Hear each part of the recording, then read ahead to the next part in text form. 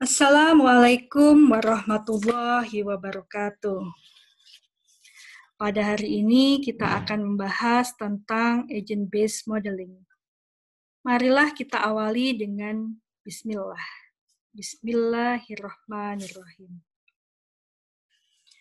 Melalui materi agent-based modeling ini, kita akan belajar mengenali konsep dasar ABM, konsep agen, konsep emergent properties, dan lingkup pengaplikasian ABM. Sebelum kita lanjut ke materi, silahkan Anda menjawab 4 soal di bawah ini untuk mengetahui seberapa jauh pemahaman Anda tentang metode pemodelan simulasi ABM. Setelah Anda menjawab soal tersebut, mari kita lanjut menyaksikan 2 video berikut ini.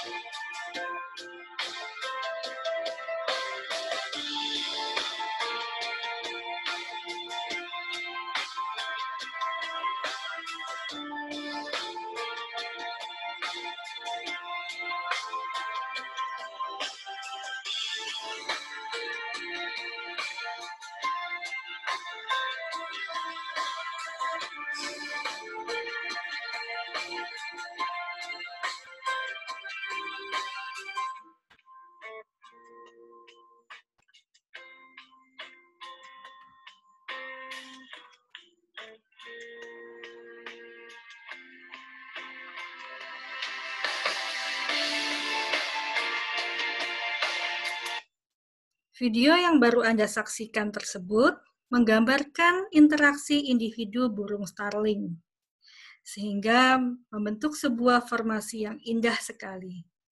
Starling atau burung jalak Eropa adalah burung sosial yang mudah beradaptasi.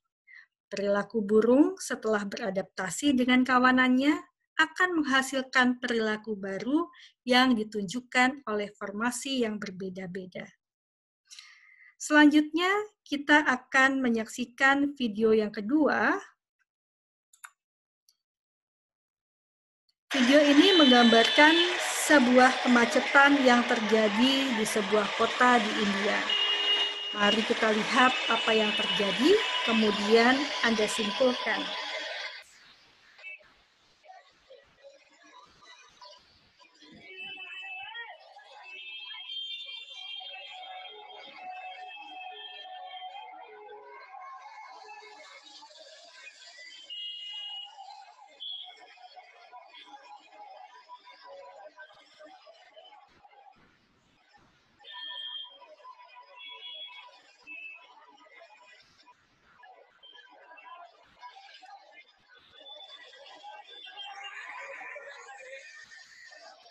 Video ini menginformasikan kepada kita bahwa setiap individu memiliki perilaku yang berbeda-beda.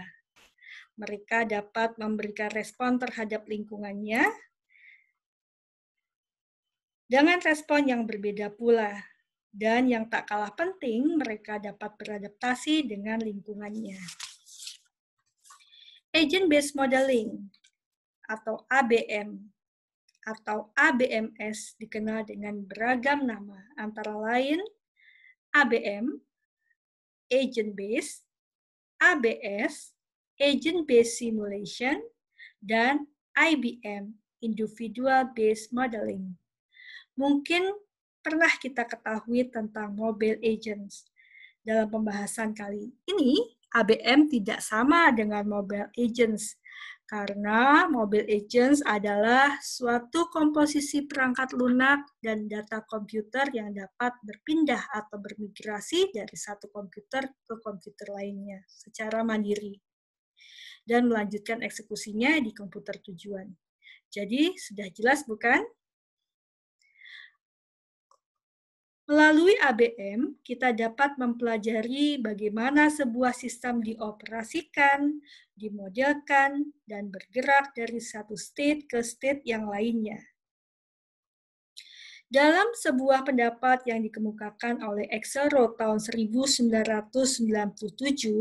dalam buku yang berjudul The Complexity of Cooperation, Agent-Based Model of Competition and Collaboration yang diterbitkan oleh Princeton University Press, ABM adalah sebuah metode untuk mempelajari perilaku sistem yang dimulai dari sebuah hipotesa yang diperoleh secara deduktif, yakni dari hasil pengumpulan informasi, premis-premis, atau peraturan umum yang disimpulkan untuk membangun sebuah model.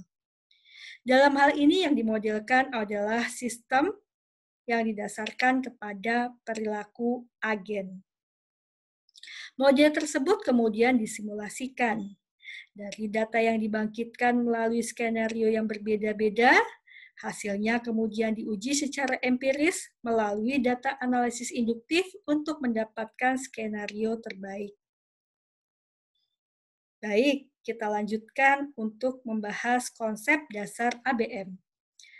ABM merupakan suatu cara dalam merepresentasikan sebuah sistem melalui komponen individual dan bagaimana perilakunya.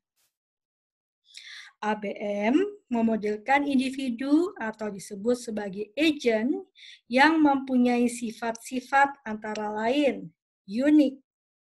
Unik di sini maksudnya adalah tentu saja setiap individu akan berbeda-beda dalam perilakunya dengan individu lainnya.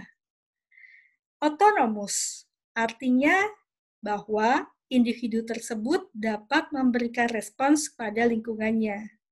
Dan yang penting adalah sebuah agent harus dapat berinteraksi dengan lingkungannya. Agent menerapkan prinsip adaptive behavior, yaitu sikap beradaptasi dengan keadaan dirinya sendiri, agent lain, dan juga lingkungannya. ABM mengadaptasi keadaan emergence dari suatu sistem yang dinamis yang muncul dari bagaimana sebuah individu dalam sistem saling berinteraksi dan saling merespon satu sama lainnya. Mengenai konsep emergent properties akan dibahas kemudian. ABM akan memungkinkan kita untuk melihat apa yang terjadi dengan sistem terkait dengan bagaimana individu mempengaruhi sistem. Pendekatan yang digunakan dalam ABM adalah bottom-up approach. Bottom-up approach adalah sebuah pendekatan dalam penyelesaian masalah yang dimulai dari tingkatan terbawah sebuah permasalahan. Hal ini diawali dengan mengidentifikasi bagian-bagian spesifik dari suatu objek yang kita amati, yang menjadi landasan bagi pengenalan objek tersebut secara keseluruhan. Gambar ini menjelaskan pernyataan saya tadi bahwa agen memiliki 3 karakteristik utama, yakni otonom, memiliki tujuan, dan unik. Agen-agen tersebut kemudian berinteraksi.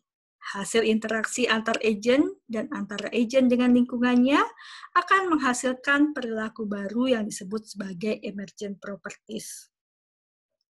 Bila kita analogikan mengerti sebuah gambar, konsep emergent properties adalah sebagai berikut. Individu yang memiliki karakteristik berbeda berinteraksi dalam hal ini menyatu dengan individu lain, dan seterusnya akan menghasilkan pola perilaku yang baru. Memandang sebuah sistem seperti apa yang dikemukakan oleh Aristoteles, the whole is greater than the sum of its parts, maknanya adalah dalam memandang sebuah sistem, walaupun dari awal kita memulainya terhadap bagian kecil atau elemennya, namun memandang permasalahan sistem bukan merupakan penjumlahan dari tiap bagiannya. Pandanglah sebuah sistem melalui satu kesatuan yang utuh. Perilaku sistem merupakan emergence atau hasil dari interaksi antar individu dan individu dengan lingkungannya. ABM dapat diaplikasikan di berbagai bidang, misalnya evakuasi, kemacetan, mitigasi risiko, dan lain sebagainya.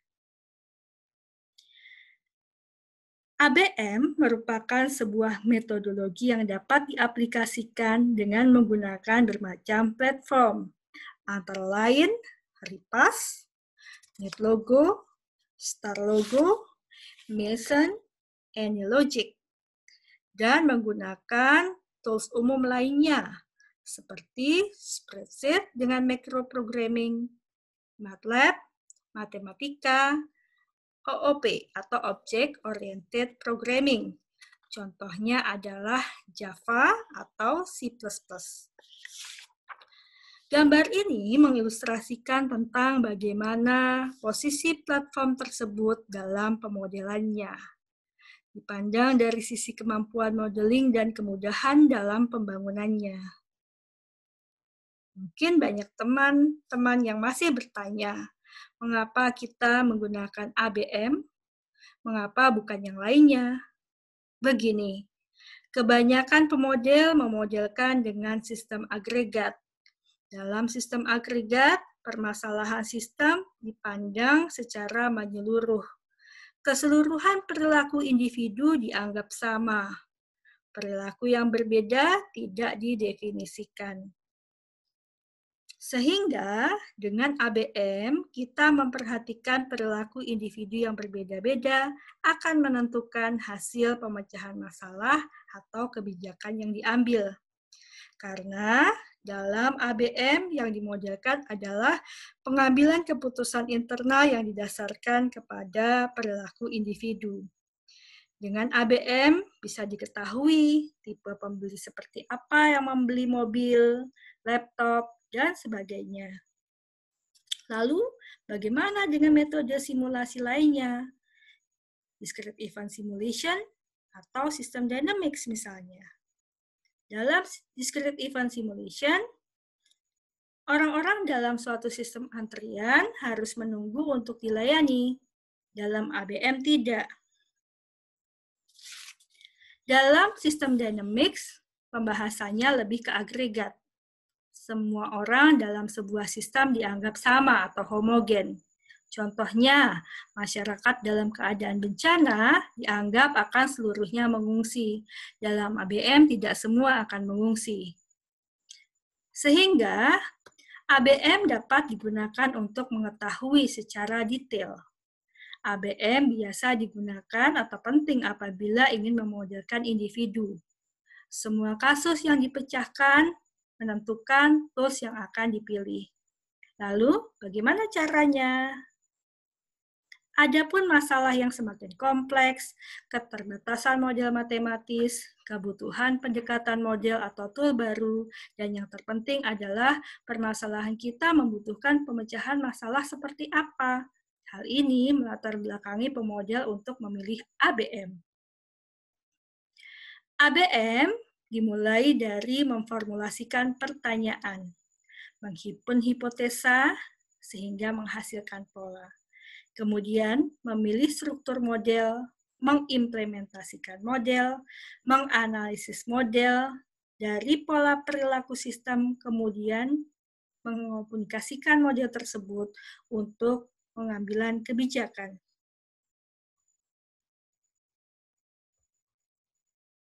Jadi, kesimpulan dari pembahasan kita kali ini adalah bahwa ABMS atau Agent Based Modeling Simulation dikenal dengan beragam nama, antara lain ABM, Agent Based, ABS, Agent Based Simulation, dan IBM, Individual Based Simulation atau Individual Based Modeling.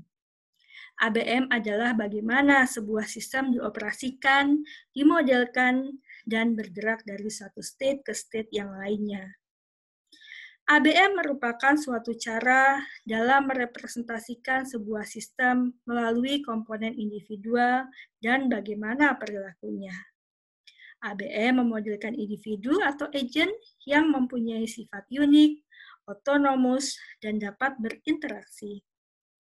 Agent menerapkan sistem adaptive behavior, yaitu sikap beradaptasi dengan keadaan dirinya, agen yang lain, dan juga dirinya dan lingkungannya. ABM mengadaptasi keadaan emergence dari suatu sistem yang dinamis, yang muncul dari bagaimana sebuah individu dalam sistem saling berinteraksi dan saling merespon antara satu dengan yang lainnya. ABM berbeda terkait dengan dua atau lebih levels dan interaksi antar level tersebut.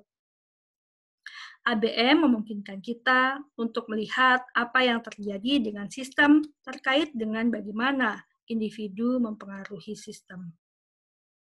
ABM menggunakan pendekatan bottom-up approach.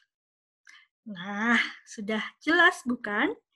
Kali ini Anda dapat memahami metode pemodelan simulasi agent-based modeling.